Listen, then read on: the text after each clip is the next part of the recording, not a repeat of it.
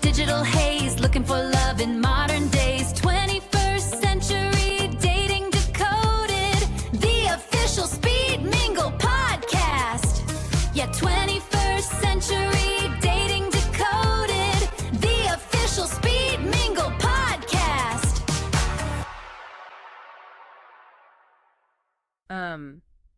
Usually when we think about meeting someone new as an adult, right? Yeah. Whether that's for like dating or friendship or even professional networking, there's this expectation of it feeling like a high stakes stage performance. Absolutely. It's terrifying. Right. You're just standing there in the spotlight, sweating through your shirt, clutching this like invisible mental resume of your entire life, just bracing yourself for the judges to hit a buzzer. Because it becomes entirely transactional. Yeah. You're essentially reducing human chemistry to a bulleted list of credentials. Just reading off the stats. Exactly. You present your stats, you evaluate their stats, and the resulting exhaustion is just profound. I mean, we all crave genuine connection. Yeah. But the actual mechanics we've built to facilitate it often make us want to just, retreat to our couches and isolate. Which is exactly why today, for our deep dive, we are doing a complete autopsy on the mechanics of human connection. For you listening, this is the mission today. We are looking at how adults actually meet in the real world, moving away from all that digital burnout. And away from the extremely rigid traditional structures. Yeah, to really break down the source stack we're working with today, we are unpacking official website materials and FAQs from a company called Speed Mingle. Who, by the way, have been around since 2001. Right, they've been doing this a while. Yeah. We're also looking at details about their proprietary 52+2 card game, a really fascinating YouTube breakdown comparing old school speed dating to modern speed mingling, something called the group mingle protocol, and a very specific case study of an upcoming event happening on July 12th, 2026 down in Florida. It's a really rich stack of materials. It is. And here is the hook for today's deep dive. The traditional speed dating industry. It had a massive 90% failure rate. Staggering number. Right, 90%. And the solution to fixing that involves completely ditching one-on-one interviews, intentionally mixing in professional networking, and enforcing a very strict, and I mean very strict, grandmother dress code. I love that rule so much. But, that staggering 90% failure rate is really a structural indictment of how we previously thought adults should meet. Yeah. Before we can deconstruct the modern mingling ecosystem, we really have to look at the postmortem of the old model. I mean, we all know the misery of the 3-minute timer and the sweaty scorecard. Oh, the worst. But the YouTube breakdown really shows us the data on exactly why it was structurally doomed from the start. Yeah, because the classic speed dating model was basically a gauntlet.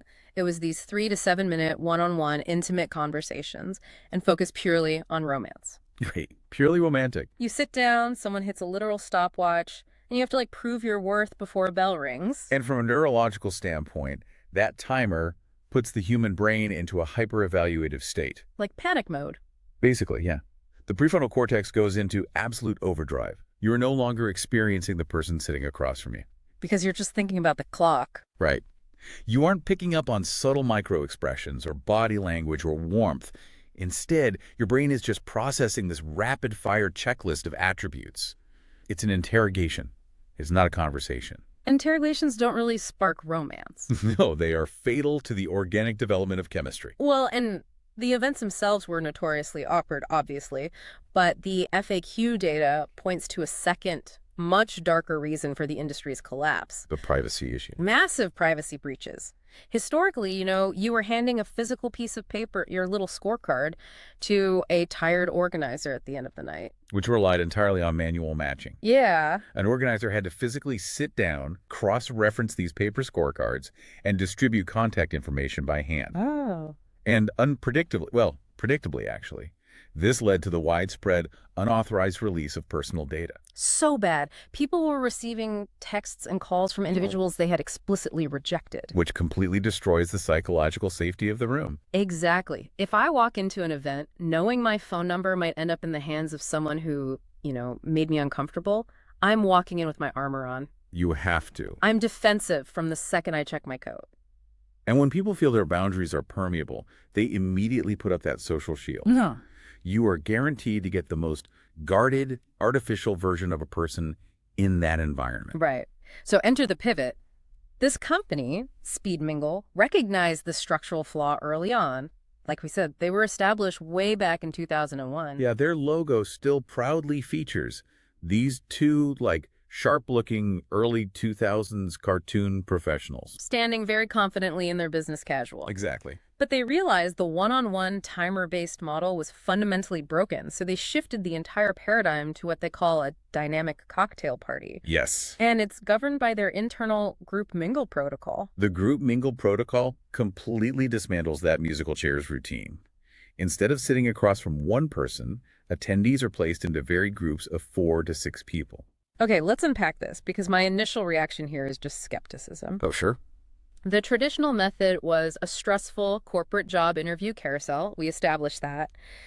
But if you throw me into a group of 6 people, and the protocol explicitly notes there might not even be an even split of men and women at my table. Which is true. They don't guarantee that. Doesn't that completely defeat the purpose? Like, if I paid for a ticket specifically to find a romantic date, and I'm sitting at a table with 5 people of a gender I'm not attracted to, you've just wasted my time. Well, what's fascinating here is that the apparent chaos of the mixed group is actually the primary feature. It's not a bug. Wait, really? How? Think about it. When you isolate 2 people in a one-on-one romantic scenario, the pressure to perform is blinding. Yeah, the interrogation thing? Right. By expanding the pod to 4 or 6 people, the spotlight instantly diffuses. The pressure shifts from an instant binary romantic assessment to a broader, highly relaxed social horizon. Oh, I see. So it's the difference between, like, observing an animal in its natural habitat versus staring at it in a tiny zoo enclosure. That's a great way to put it. Yeah. You are watching their authentic social microbehaviors. Are they a generous listener? Do they naturally share the spotlight with the group? Or do they just talk over everyone? Exactly. How do they react to a joke? You see their true personality rather than their rehearsed first date persona. Plus, removing that forced gender parity removes the pass-fail metric of the evening. Right. You might not find a spouse at that specific table, but you might have a fascinating conversation with someone who becomes a pivotal career contact or a really close friend. Which makes beautiful sense on a sociological level, but practically it sounds like an absolute minefield. Why is that? Yeah. Well, if the physical room is this chaotic blend of group conversations and people have totally varying intentions, like some on a hot date, some want a job, some want a tennis partner, how do you actually navigate that? How do you do it without the agonizing face-to-face awkwardness of rejecting someone's advances in a group setting? This is where behavioral economics meets modern tech. The old physical scorecard has been entirely replaced by a proprietary digital system called the SmartSync web app. Okay. It basically functions as an invisible social bouncer for the evening. The algorithm of empathy. Yes. Because before you even walk through the venue doors, you build a profile on this web app. You select broad lifestyle interests, adventure, arts and culture, food and drink, intellectual stimulation. All the standard common ground stuff. Right, but the crucial step is selecting what they term your deal breaker categories. Yes. Which essentially dictate your intentions by locking you into one of 4 distinct paths of connection for the evening. And those 4 paths fundamentally redefine the architecture of the room. Path 1 is networking, which is subtitled Professional Ascent. That's designed specifically for sourcing mentors or industry collaborators. Okay, and then path 2 is friendship or social synergy, right? That's for finding a gym buddy or a trivia partner. Exactly. Path 3 is dating, aimed at romance and real chemistry. And finally, path 4, which is casual fun, described on the app as spontaneous adult play, which is aimed at low-commitment, high-energy interactions. The genius here is how the app manages cognitive load and privacy simultaneously. At the actual event, you are shielded by total anonymity. You only use your first name. No last names. No last names, no phone numbers, absolutely no social media handles are exchanged in the room. So after the event concludes, you log into the SmartSync app from the safety of your own home. The system shows your compatibility percentages with the other attendees based on those initial interest surveys. Right. But the vital mechanism is this. You can only initiate a chat through the app if the interest is mutual. It operates entirely on a double-blind opt-in system. You select the people you enjoyed speaking with. If someone does not select you back, they never even know you reached out. Oh, wow. It entirely eliminates the physiological sting of rejection from the ecosystem. I do want to push back on the physical integration of those 4 paths, though. Because we are talking about putting a 25-year-old who checked the box for spontaneous adult play at the exact same cocktail table as a 55-year-old who checked the box for professional mentor. Yeah, they could absolutely be in the same group as 6. You can hide behind the app later, but in the physical room, doesn't that feel like a recipe for a deeply uncomfortable interaction? If we connect this to the bigger picture, it actually changes your body language entirely because the algorithm takes the burden of rejection off your shoulders. How so? Think about how defensive you have to be at a normal bar if someone with entirely different intentions approaches you. You have to put your guard up, figure out how to let them down easy, protect your space. Yeah, it's exhausting. But here, the algorithm acts as a digital shield. You can share a pleasant, polite 10-minute group conversation with that person, knowing absolutely that the system will not facilitate a connection later because your deal breakers just don't align. Oh, I see. It grants you the psychological freedom to be universally friendly. Exactly. I don't have to worry about accidentally leading someone on by laughing at their joke because the app is going to physically block our connection on the back end.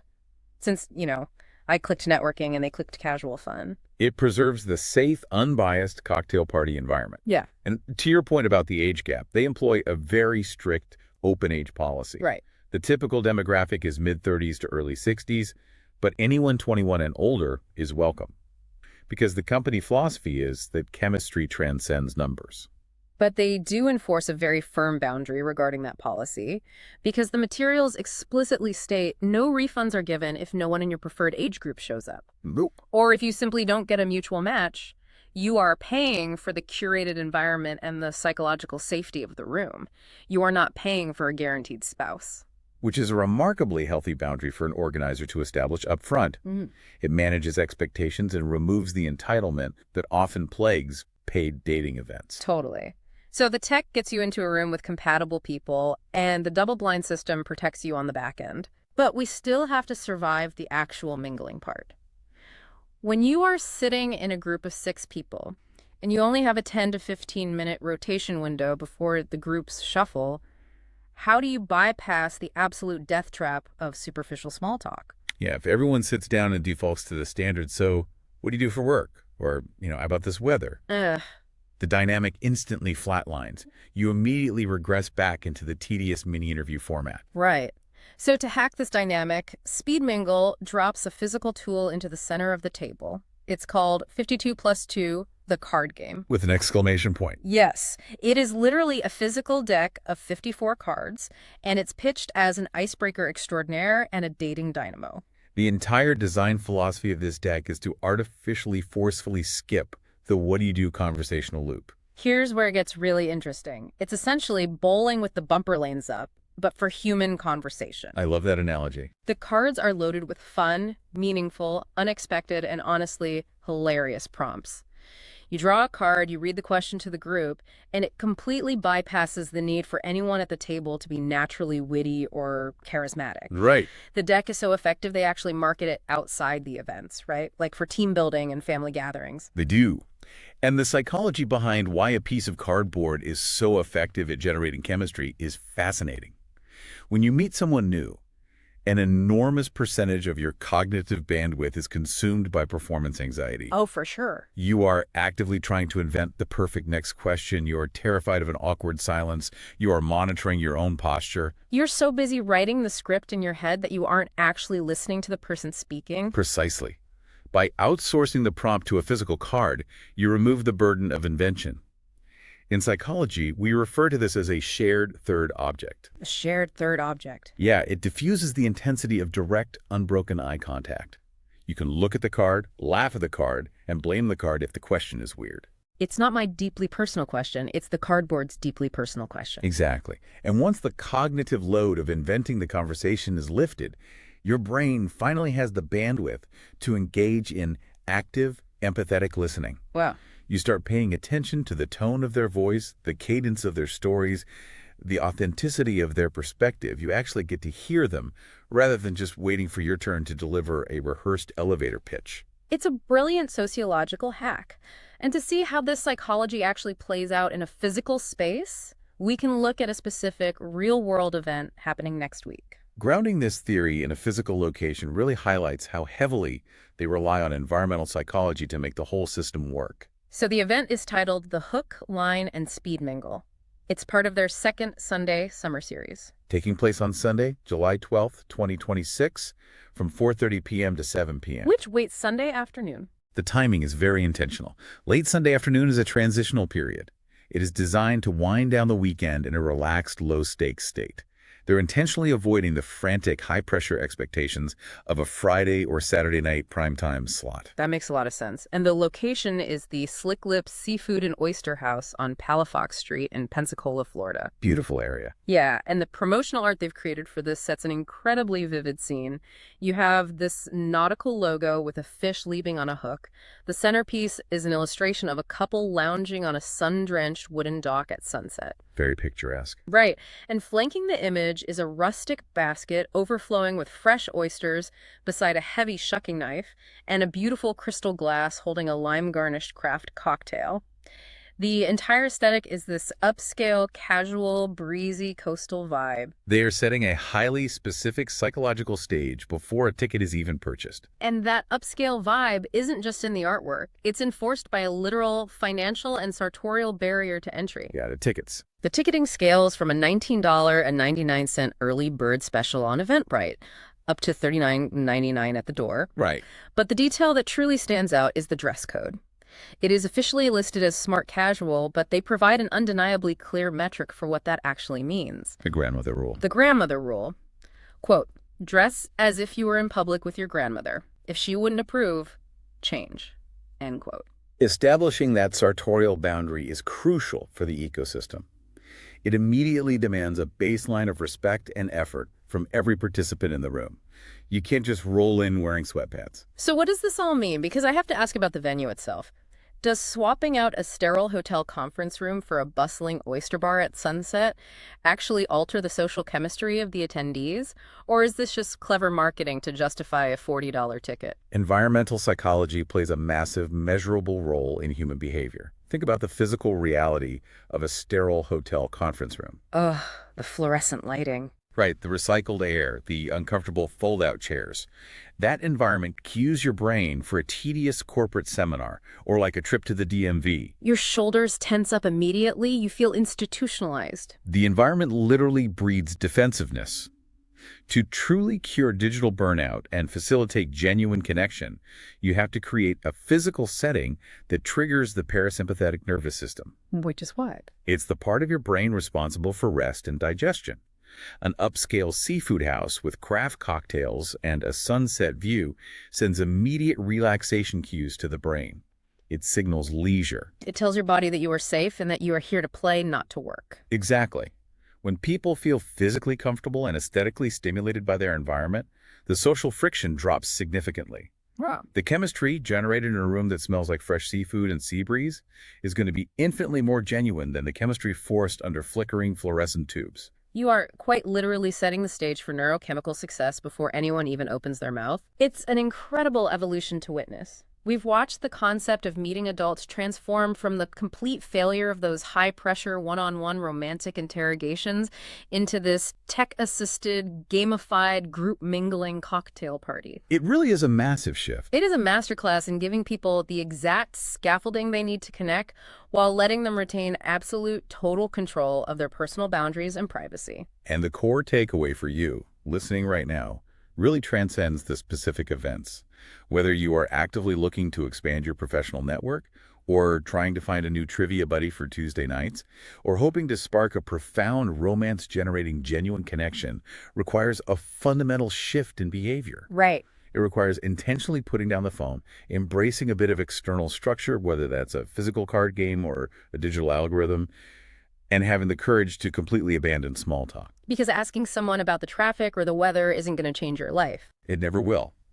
But, analyzing the entirety of this smart sync system raises a compelling philosophical question to leave you with. Oh. Think about this.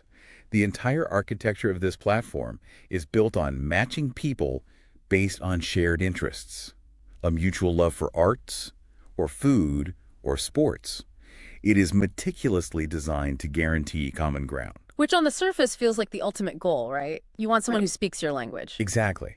But if we rely entirely on algorithms to pair us exclusively with people who already share our exact hobbies, our exact lifestyle choices, and our exact deal breakers, do we risk losing the inherent magic of social friction? Oh, wow. What happens to the beautiful, unpredictable surprise of falling deeply in love with someone or becoming best friends with someone whose perspective, background, and interests are entirely opposite to our own? That is such a good point. If we only ever audition people who already know how to read from our exact script, maybe we never get to experience a completely different play. Next time you find yourself standing on that proverbial stage, sweating in the spotlight, maybe it's worth tossing the resume entirely, sitting down at a crowded table, and just drawing a card.